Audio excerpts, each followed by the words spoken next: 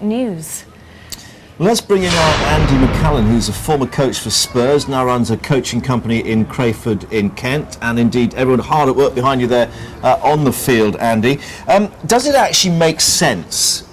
We heard there in Ian's report, £120,000 to bring these youngsters through from the age of 8, and yet, you know, the Theo Walcotts and the Wayne Rooneys are very few and far between.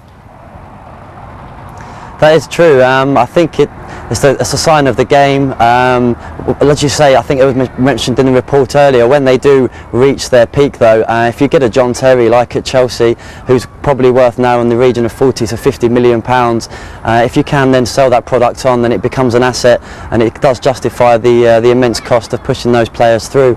I think the trouble is there's such a global game at the moment that there's so many international players in the game as well, and coming into the academies in the top clubs in the Premiership, but it means that obviously the English players are going to struggle to find their feet and to progress all the way to the very top of their game. Now this is interesting, isn't it? Because this is obviously the criticism of the clubs themselves at the senior level, that so many foreign players mean that the homegrown talent don't get a chance, and that's happening as well with these football schools. Yeah, certainly. I mean, you've only got to look at the situation at Arsenal with Walcott, who's obviously been called up to the England squad and playing regularly for the under-21s, but not actually making many appearances for the first team. And that runs all the way through to the academy players that are brought over at a young age.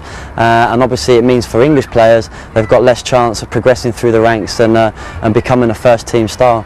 So presumably, Andy, with so many people not making it, this must breed a lot of disappointment for these young boys. It certainly does. I mean, when they're going through the academy, obviously they believe they're playing for the club, which they are. They're representing the club. They have these dreams of making it as a professional player, and for many, their life is all about football. They haven't got much else. They don't concentrate too much on their education because football is their goal. And then it is a cutthroat industry. And when players get to an age that they're not wanted, they're released by their club. A lot don't have very much to fall back on. And you only have to look at the recent sort of football talent shows, the TV shows. Where every player on there is sort of saying, "Oh, I've had trials here, I've been there," and they've been around the block. They've played for clubs, they've represented clubs at academies and centre of excellences, but unfortunately, there's only so many players that can go on to get full-time contracts, and the rest just sort of get left to find their own way in life. So, Andy, what are you looking for when you're trying to spot that new Wayne Rooney or Theo Walcott?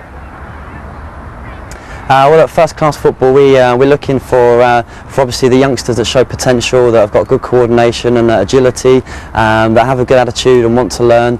And on one hand, we want to provide everyone with a chance to sort of play at a recreational level, but obviously you're going to be out there looking for the next sort of star, the next player that shows a little bit of talent and a bit of something that's different to everyone else, and it can take many forms. It can be pace, it can be strength, it can be just a vision and awareness on the ball, but when you start to see that in sort of 5 and 6 year olds, it just goes to show how many players out there have obviously got an opportunity to push forward.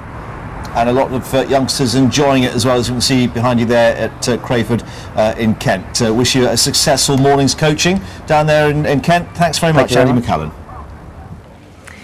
Now, 30 years after the first secret policeman's ball, 40 comedians are